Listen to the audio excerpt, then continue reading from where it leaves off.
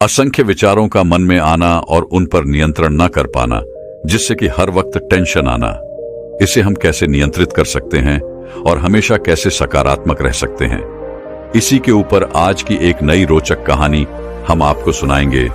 तो चलिए शुरुआत करते हैं। एक समय की बात है, हिमालय की खाड़ी के किनारे एक शांत गांव में राहुल नाम का एक युवा लड़का रहता था। राहुल अपने क्रोधी स्वभाव और चंचल मन के कारण गांव भर में प्रसिद्ध था।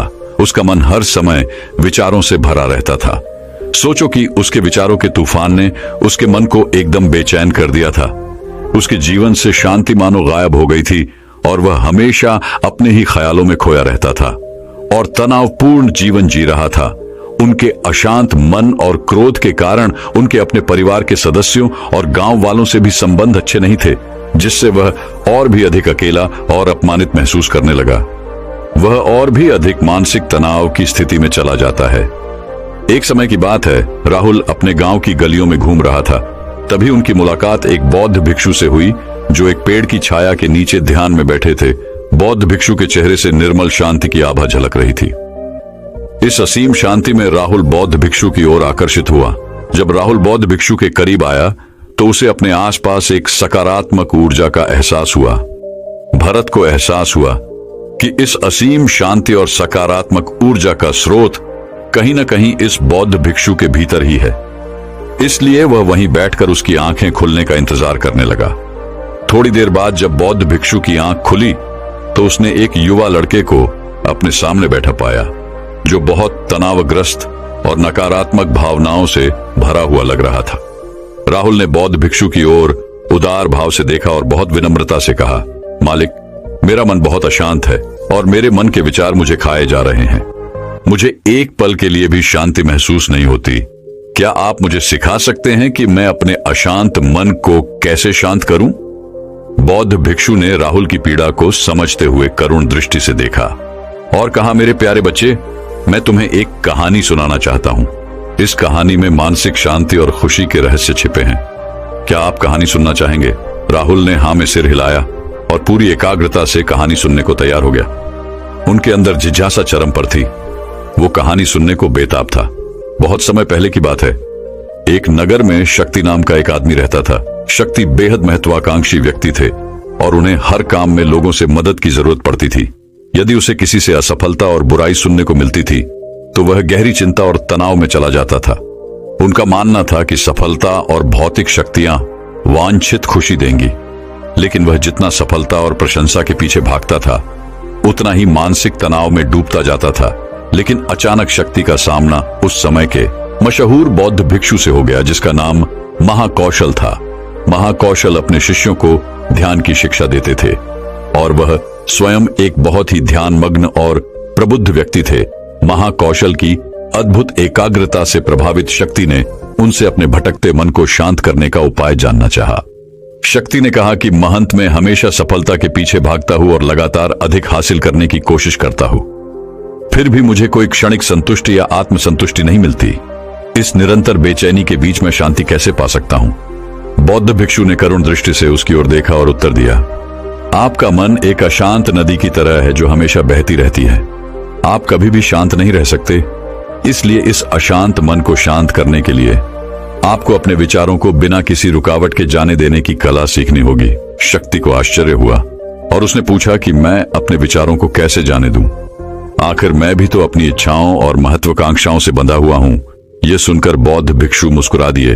बौद्ध भिक्षु कहा, कल्पना करें कि आपके हाथ में पानी का एक गिलास है। अब आप इसे जितनी देर तक पकड़ कर रखेंगे यह उतना ही भारी होता जाएगा, और अगर आप इसे काफी देर तक पकड़े रहेंगे तो आपके हाथ में दर्द होने लगेगा। लेकिन अगर आप उस पकड़ को ढीला कर दें और छोड़ दें तो आपका बोझ खत्म हो जाएगा। राहुल ने पूरी कहानी और उसका संदेश ध्यानपूर्वक सुना। वह समझ गया कि अपने विचारों और इच्छाओं से चिपके रहने से उसका बोझ बढ़ जाता है और अंदर ही अंदर अशांति पैदा कर देता है। अब राहुल को कहानी का अंत सुनने की उत्सुकता से प्रतीक्षा थी। कहकर बौद्ध भिक्षु ने कहानी जारी रखी। एक बौद्ध भिक्षु की बात मानकर शक्ति ने विचारों को त्यागने का अभ्यास शुरू कर दिया। वह बिना किसी पूर्व निर्णय के अपने विचारों और भावनाओं को आते और जाते देखता था। अब उसने विचारों को पकड़ना बंद कर दिया था। विचार उठते थे और अपने आप चले जाते थे। धीरे धीरे उसे यह एहसास होने लगा कि उसकी इच्छा और भावना ही सभी दुखों का कारण है। जैसे जैसे शक्ति ध्यान में गहरे उतरते गए, उन्होंने पाया कि वर्तमान में जीना ही आंतरिक शांति का एकमात्र स्रोत है। वह खुद को वर्तमान में स्थापित करके अपने मन की निरंतर बकवास से छुटकारा पा सकता था। धीरे धीरे शक्ति का मन एक शांत झील की तरह हो गया, जो बाहरी दुनिया को अपने अंदर प्रतिबिंबित करती है। उन्होंने जीवन की सादगी में संतोष को अधिक महत्व दिया और भौतिक संपत्ति के प्रति अपना लगाव छोड़ दिया। जैसे ही शक्ति में ऐसे बदलाव की खबर लोगों के बीच फैली, दूर दूर से लोग मार्गदर्शन लेने आने लगे। लोगों को विचारों को मुक्त करने की कला सिखाना और उन्हें अपने भीतर शांति खोजने के लिए मार्गदर्शन करना, वह लोगों के बीच शांति और ज्ञान का प्रतीक बन गया। शक्ति और साधु की कहानी समाप्त कर महाकौशल बौद्ध भिक्षु कुछ देर के लिए चुप हो गए, ताकि इस कहानी का अर्थ राहुल के मन में अच्छी तरह बैठ जाए। राहुल ने बौद्ध भिक्षु की ओर देखा तो उनकी आंखों में अब एक नई समझ दिखाई दे रही थी। राहुल ने धीरे से कहा कि मुझे इस कहानी में ज्ञान दिखता है, लेकिन मैं इसे अपने जीवन में कैसे लागू करूं? मैं अपने अशांत मन को कैसे शांत कर सकता हूं? राहुल के इस सवाल पर बौद्ध भिक्षु गर्मजोशी से मुस्कुराते हैं और फिर कहा कि अशांत मन को शांत करने का अभ्यास आत्म जागरूकता से शुरू होता है। अपने भीतर उठने वाले विचारों का निरीक्षण करने के लिए प्रतिदिन कुछ समय निकालें। उन भावनाओं पर ध्यान दें जो आपके मन में आती हैं और देखें कि वे कैसे आती हैं और आकाश में गुजरते बादलों की तरह चली जाती है। राहुल ने आंखें बंद कर ली और बौद्ध भिक्षु के कहे अनुसार अपने विचारों का अवलोकन करने लगे। जैसे ही उसने अपने भीतर उठने वाले विचारों पर ध्यान देना शुरू किया, उसे इसका एहसास हुआ। उसे अपने अंदर चिंता और इच्छाओं की एक निरंतर धारा बहती हुई महसूस हुई। सिर्फ एक एहसास ने ही उसे एक अद्भुत शांति का एहसास कराया। उन्हें यह भी एहसास हुआ कि यह सभी विचारों और भावनाओं से अलग है।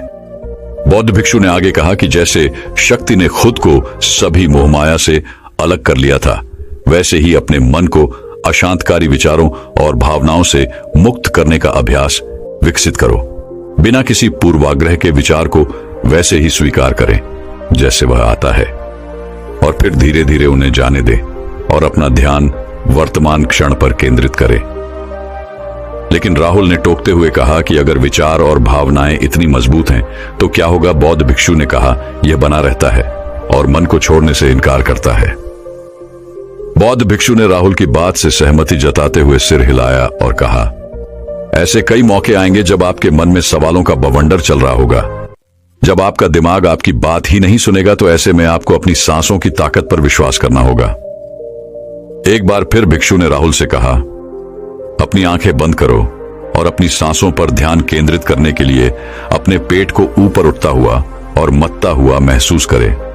बौद्ध भिक्षु ने बताया कि जब भी आपका मन अशांत हो तो तुरंत अपनी सांसों पर लौट आएं। सांस की वाद्य गति आपको तुरंत वर्तमान के चरणों में वापस खींच लेगी और आपको शांति का अनुभव कराएंगी।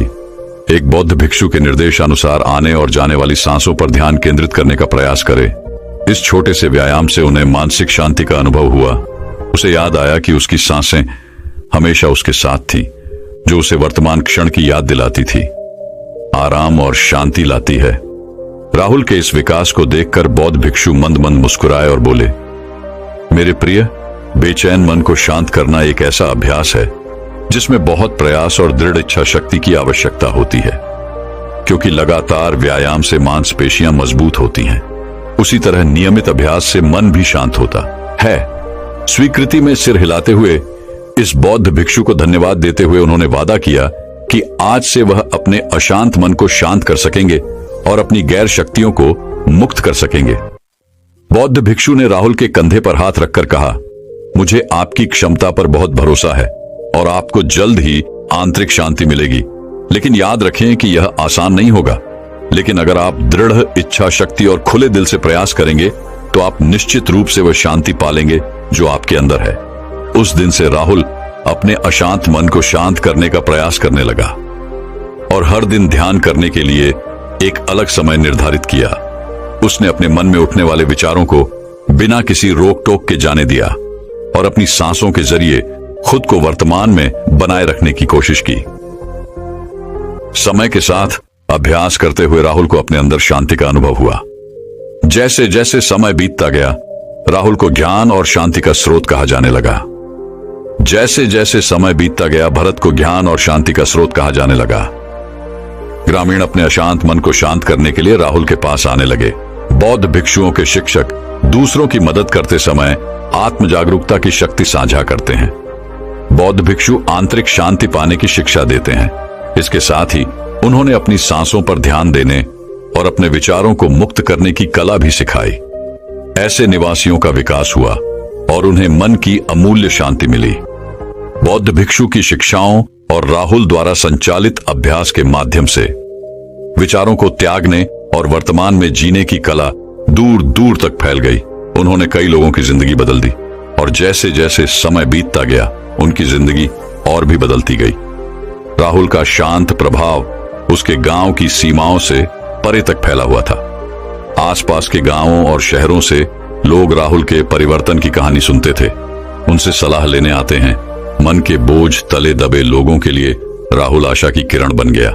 राहुल की शिक्षाएं केवल ध्यान और प्रवचन तक ही सीमित नहीं थी, बल्कि वह रोजमर्रा के काम जागरूकता के साथ करने पर ज्यादा जोर देते थे। वह लोगों को अपनी भावनाओं के प्रति जागरूक रहने की याद दिलाते थे। निष्कर्ष इस बात पर ध्यान दें कि आप दिन भर में क्या करते हैं और अपने आसपास होने वाली घटनाओं पर आप कैसे प्रतिक्रिया करते हैं। हर काम पूरी जागरूकता के साथ करें। जब आप खाएं तो प्रत्येक टुकड़े के स्वाद का आनंद लें। जब आप सूरज की रोशनी के सामने खड़े होते हैं तो उसकी गर्मी महसूस करें। लोग क्या कहते हैं उसे ध्यान से सुनें और समझें। छोटे छोटे बदलावों से लोगों के जीवन में चमत्कारिक परिवर्तन आते हैं। राहुल की शिक्षाओं से लोगों ने सीखा कि जीवन का आनंद वर्तमान में जीने में है। तो दर्शकों, वहीं अब अगली रोचक कहानी की शुरुआत कुछ इस प्रकार होती है। मन सकारात्मक सोच की आत्मकथा। रवि एक बहुत ही समझदार और होशियार लड़का था और साथ ही वह बहुत शर्मीला भी था। जब वह मुझसे पहली बार मिला तो उसे देखते ही मैं समझ गया था कि रवि बहुत अच्छा लड़का है। रवि ने मुझे अपने बारे में बताना शुरू किया और मुझे भी उसकी बातें सुनकर अच्छा लग रहा था। फिर मैंने रवि से कहा कि अब आप अपना काम समझ लो और काम करना शुरू कर दो, और रवि ने ऐसा ही किया। और फिर वह धीरे धीरे अपने काम को समझने लगा और मन लगाकर अपना काम करता रहा। फिर एक दिन रवि के साथ काम करने वाले एक सहयोगी ने, जो रवि को काम दिया करते थे, उन्होंने मुझसे आकर कहा कि बार बार समझाने पर भी रवि अपना काम सही तरीके से नहीं कर रहा है और हर बार कोई ना कोई गलती कर रहा है, तो कृपया आप एक बार उससे बात करें। मैंने उनकी बात सुनी, पर मुझे जैसे विश्वास सा नहीं हुआ कि रवि ऐसे कैसे कर सकता है। तो मैंने उनसे कहा कि ठीक है, आप जाइए, मैं रवि से बात करता हूं। मैंने रवि को अपने पास बुलाया और बैठने को कहा। रवि मेरे पास बैठ तो गया, लेकिन उसके चेहरे पर मैंने कुछ उदासी देखी जो मुझे अच्छी नहीं लगी, क्योंकि वह हर समय खुश रहने वाला लड़का था। मैंने रवि से बात करना शुरू किया और पूछा कि आपके सहयोगी कर्मचारी ने मुद्रा से आकर आपके लिए कहा है कि आप अपना काम ध्यान से नहीं कर रहे हैं। तो रवि ने कुछ खास न बताते हुए बस यही कहा कि उसकी तबीयत पिछले कुछ दिनों से ठीक नहीं है, जिसकी वजह से वह पूरी तरह से अपना ध्यान काम में नहीं दे पा रहे हैं। बस फिर मैंने भी ज्यादा कुछ न पूछते हुए रवि को यही कहा कि ठीक है, वह अपना ध्यान रखें और काम को ठीक से करने का प्रयास करें। फिर कुछ दिन निकल गए और फिर एक दिन रवि के वही सहयोगी मेरे पास आए और कहा कि देखिए, आपके कहने पर भी रवि पर कोई प्रभाव नहीं पड़ा है। वह फिर से अपना काम सही से नहीं कर रहा है, और यहां तक कि उनके सहयोगी ने परेशान होकर रवि को काम तक छोड़कर चले जाने को कह दिया था।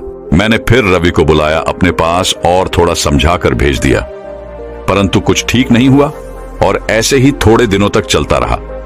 मुझे बिल्कुल भी अच्छा नहीं लग रहा था और अंदर से ऐसा लग रहा था कि जैसे रवि कुछ सही से बता नहीं रहे हैं, अर्थात उनके मन में कुछ और है जो वह बताने में संकोच कर रहे हैं।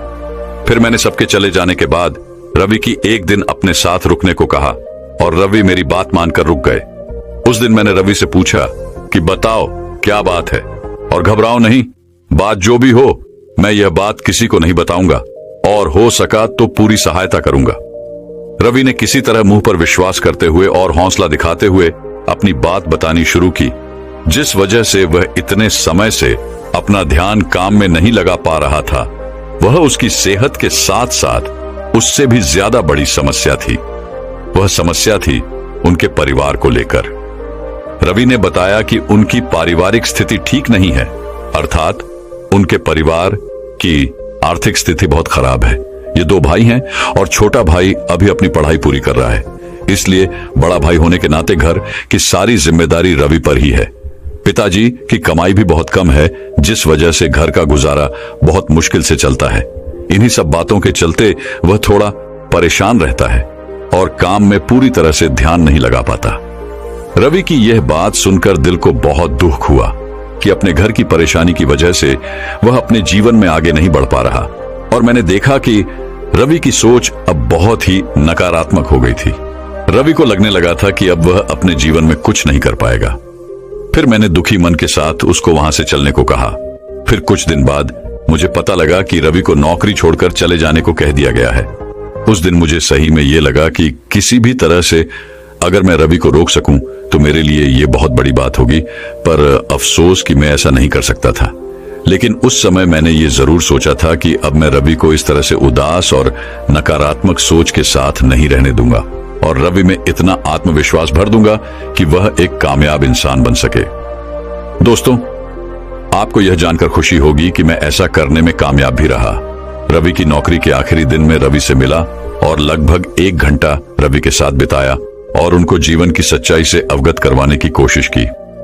रवि के साथ बहुत सारी बातें करते हुए रवि को बताया कि आना और जाना तो सबके साथ है, परंतु हम जहां से भी निकल कर आगे जाएं, वहां से कुछ सीख कर जाना चाहिए। आगे बढ़ो और कभी न रुको, बस यही करना है हमेशा।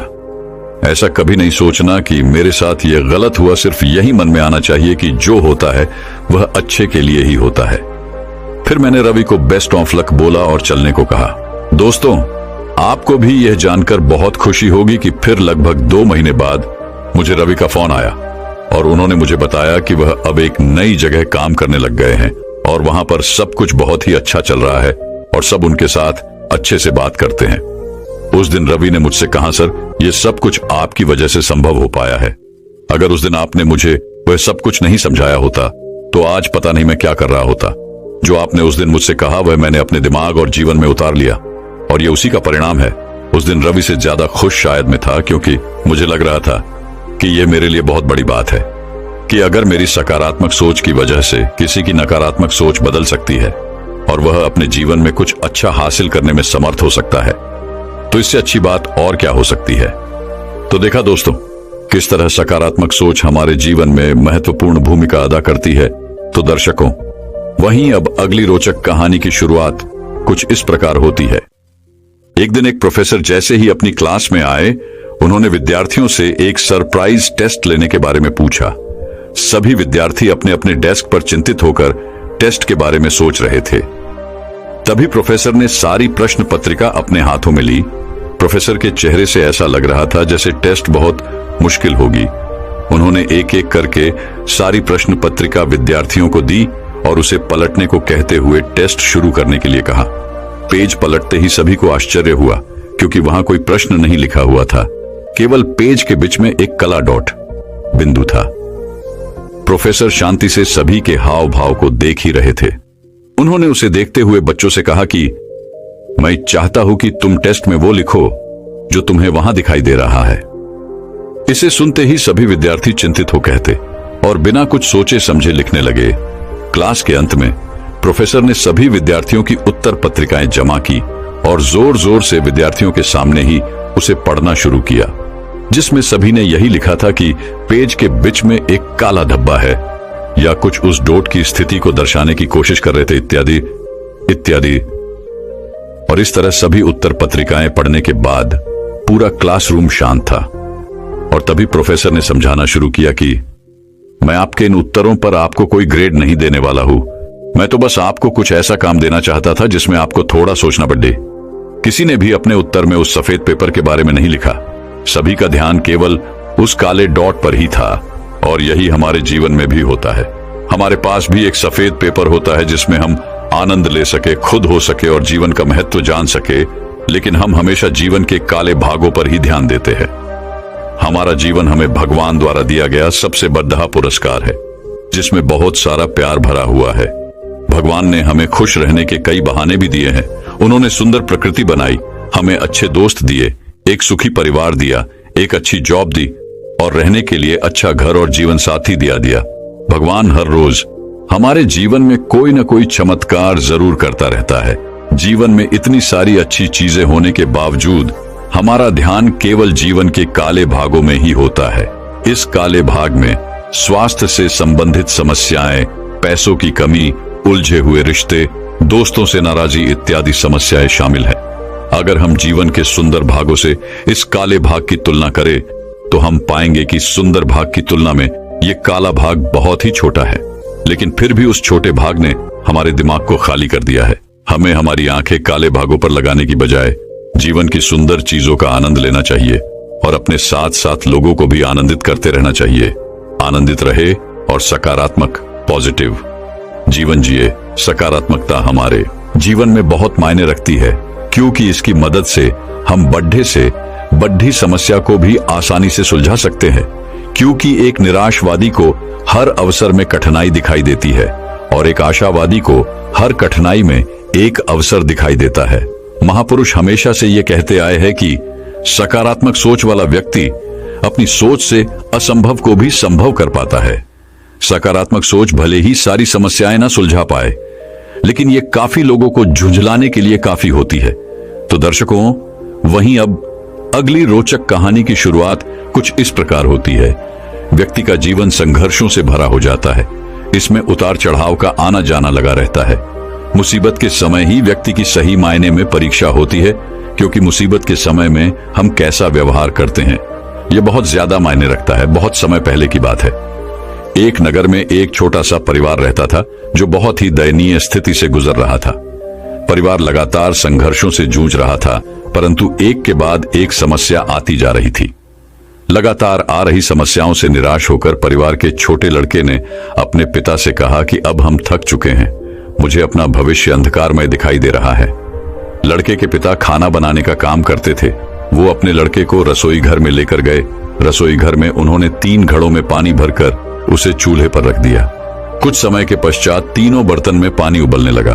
उसने एक एक करके पहले बर्तन में आलू, दूसरे में बर्तन में अंडे और तीसरे बर्तन में कॉफी बीन्स डाल दिए। लड़का बेसब्री से इंतजार कर रहा था।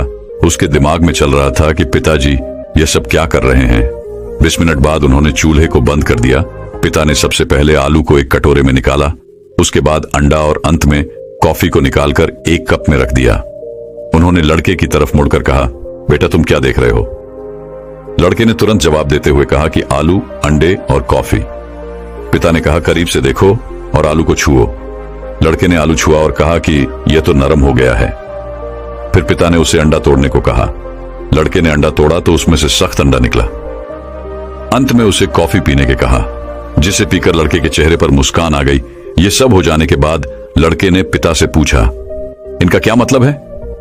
पिता ने समझाया कि आलू, अंडा, कॉफी बीन्स, इन तीनों को ही उबलते पानी का सामना करना पड़ा, परंतु सभी ने अलग अलग प्रतिक्रिया दी। मजबूत आलू नरम हो गया, नाजुक अंडा सख्त हो गया और कॉफी बीन्स पानी के संपर्क में आकर पानी को ही बदल दिया। पिता ने बेटे से कहा कि अगर तुम्हारे दरवाजे पर मुसीबत आएगी तो तुम कैसा व्यवहार करोगे? क्या तुम आलू हो, अंडा हो या फिर कॉफी बीन्स हो? कहानी की शिक्षा। जीवन में हर रोज नई नई चीजें हमारे आसपास होती हैं, बस एक चीज मायने रखती है, आप इस पर प्रतिक्रिया कैसे करते हैं। तो दर्शकों, वहीं अब अगली रोचक कहानी की शुरुआत कुछ इस प्रकार होती है। आप में से कई लोग सत्संग सुनने जाते हैं, जबकि कई लोग ऐसा करना व्यर्थ समझते हैं। उनका सोचना होता है कि किसी से अच्छी बातें सुनने से क्या बदल जाएगा।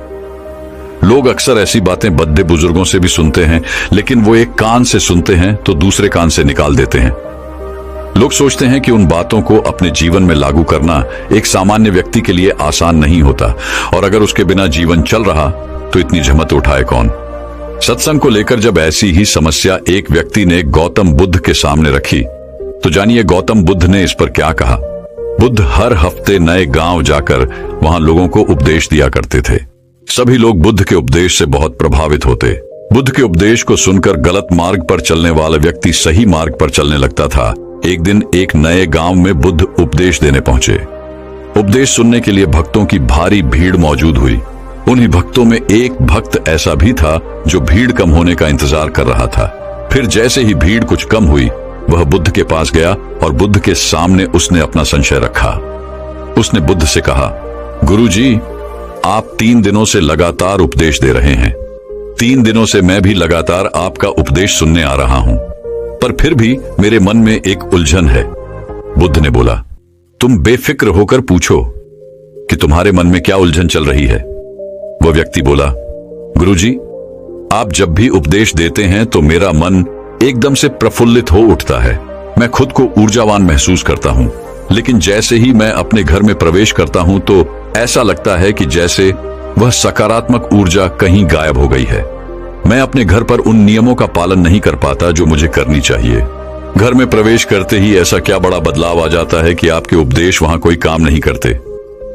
बुद्ध उसकी व्यक्ति की बात को ध्यानपूर्वक सुन रहे थे। उन्होंने 2 मिनट सोचकर जवाब दिया, वो बांस की टोकरी देख रहे हो? तुम उसे उठाओ और उसमें तालाब से पानी भरकर ले आओ। याद रहे कि उसमें से पानी नहीं गिरना चाहिए। उस व्यक्ति ने वही किया जो बुद्ध ने कहा। वह तालाब पानी भर के ले आया, पर जब तक वह बुद्ध के पास पहुंचा, उस टोकरी से सारा पानी गिर चुका था। बुद्ध ने उसे प्यार से कहा, कोई नहीं, तुम आज पानी लाने में असफल हुए, पर यह मेरा वादा है कि आने वाले समय में तुम निश्चित ही इस टोकरी में पानी भर सकोगे। वह आदमी अब हर रोज ऐसा करता, पर सफल नहीं हो पाता।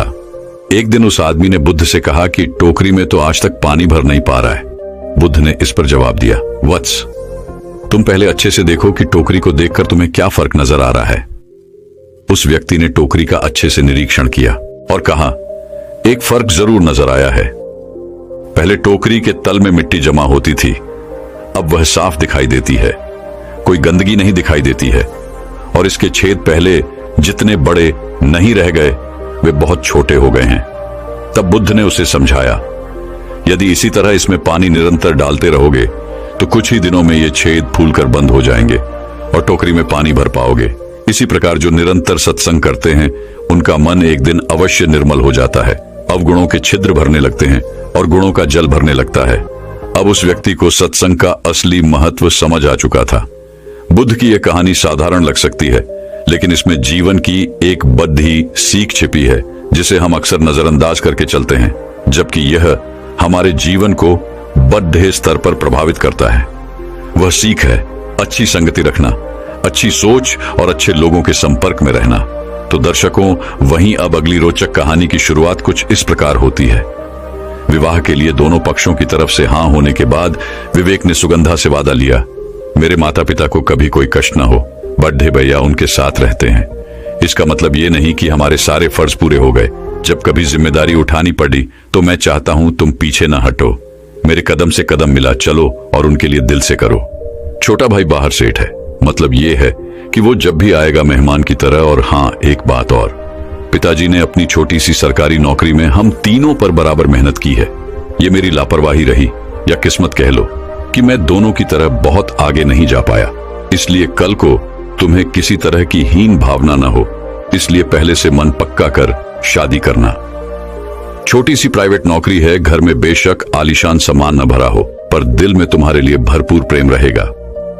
सुगंधा पर ही लिखी होशियार लड़की विवेक के पाक दिल और नेक इरादों से प्रभावित हो गई। अपनी पारिवारिक परिस्थिति को देख वो हर समझौते के लिए तैयार हो गई। विवाह के बाद कुछ दिन ससुराल रह चल दी पतिदेव के साथ।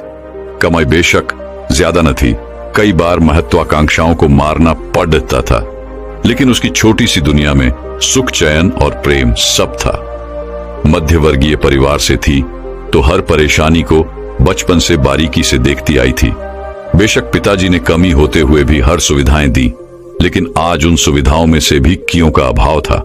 अपने वादे के मुताबिक उसने तकलीफों का कभी रोना नहीं पीटा, दोनों प्रेम से रहते। माता पिता के पास अक्सर आते जाते रहते थे।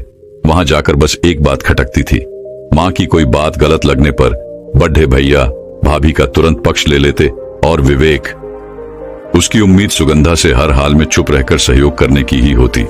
उसे बुरा भी लगता तो बस 2 दिन आई हो कह विवेक चुप कर देता। एक दिन पता चला माँ और भाभी के बीच की अनबन से परेशान हो भैया ने ट्रांसफर बाहर करवा लिया है।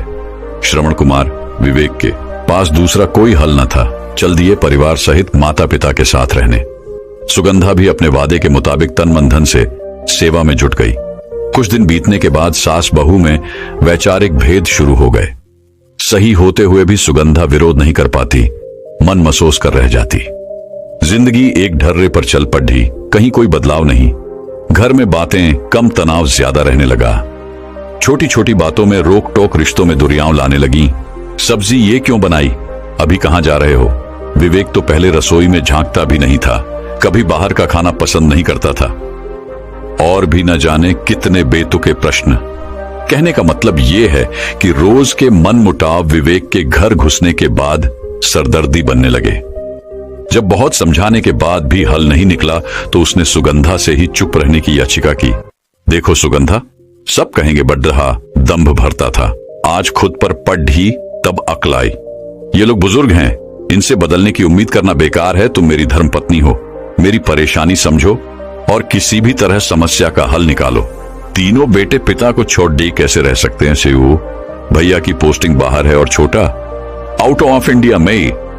इनके बुढ़ापे में इन्हें अब कहीं छोड़ डच कर नहीं जा सकता। इस तरह घर के झमेलों में पढ़ा रहा तो अच्छी नौकरी भी नहीं ढूंढ पाऊंगा। सुगंधा समझ रही थी उसे हर हाल में सामंजस्य बैठाना होगा। उसने हर बात का हल यही निकाला कि बहस करना या अपनी राय रखने से अच्छा है चुप रह सब करना।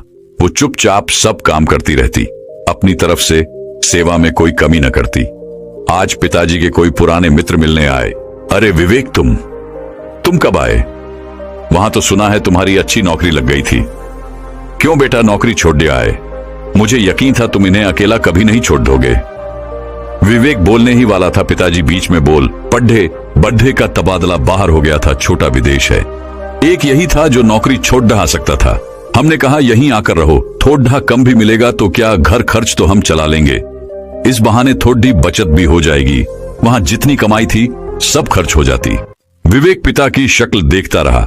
उसे लगा था पिता इसकी तारीफ करेंगे कि सब छोड़ गए, तो इसने अपनी नौकरी की परवाह नहीं की और चला आया। वो मन ही मन तकलीफ से भर उठा। कितनी आसानी से पिताजी ने उसकी मजबूरी गिना उसके त्याग को इतना छोटा कर दिया।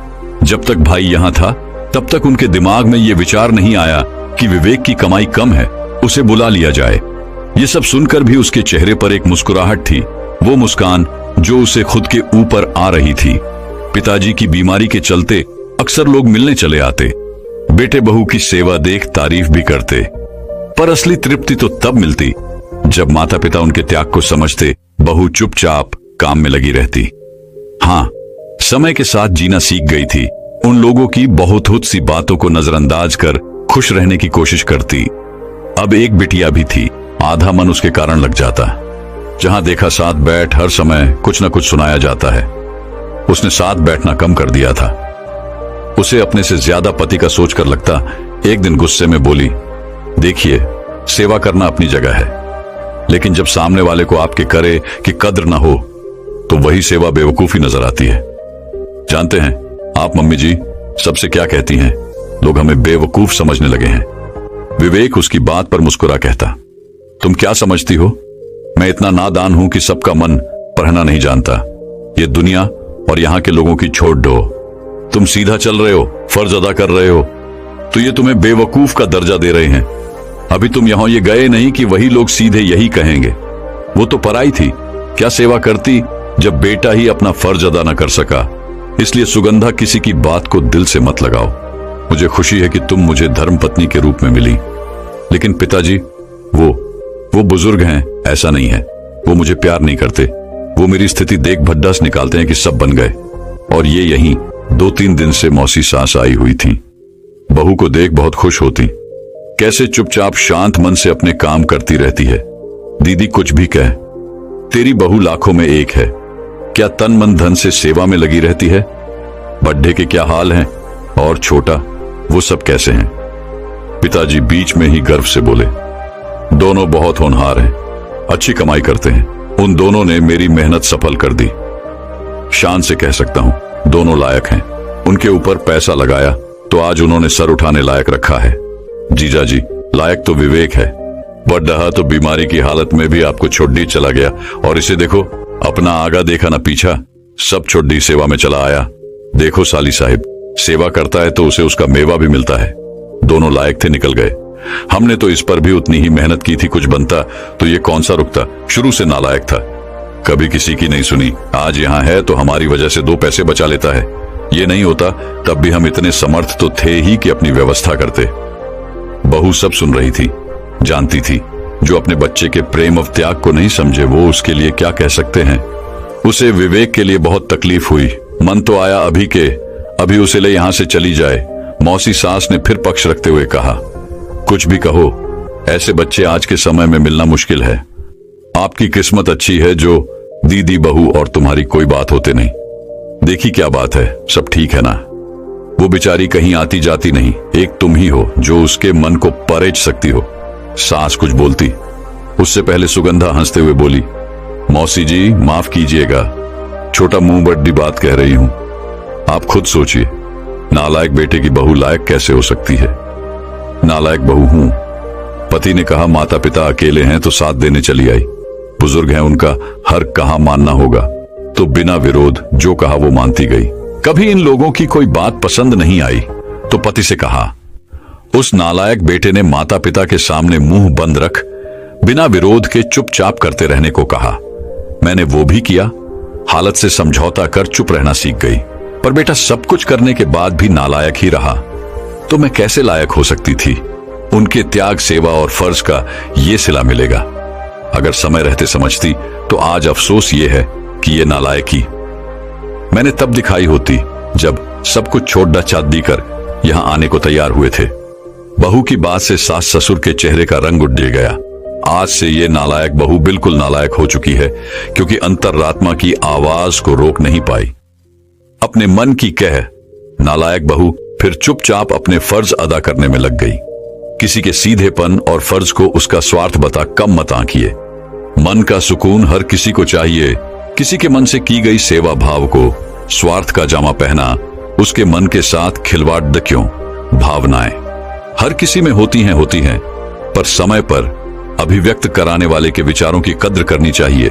दोस्तों, मैं उम्मीद करता हूं कि यह कहानी सुनने से आपके जीवन में अच्छे बदलाव आए होंगे। आपको इस वीडियो से क्या सीखने मिला ये कमेंट करके जरूर बताएं, और अपने परिवार, दोस्तों या आपके करीबी इंसान के साथ ये कहानी शेयर करके उन्हें भी इस ज्ञान से परिचित करवाएं। बाकी अगर आपको यह वीडियो दिल से अच्छी लगी हो तभी इस वीडियो को लाइक कर देना, और आपने अब तक इस चैनल को सब्सक्राइब न किया हो तो चैनल को सब्सक्राइब भी जरूर कर देना। आपका हर दिन शुभ हो और खुशियों से आपका जीवन भरा रहे। धन्यवाद। नमो बुद्धाय।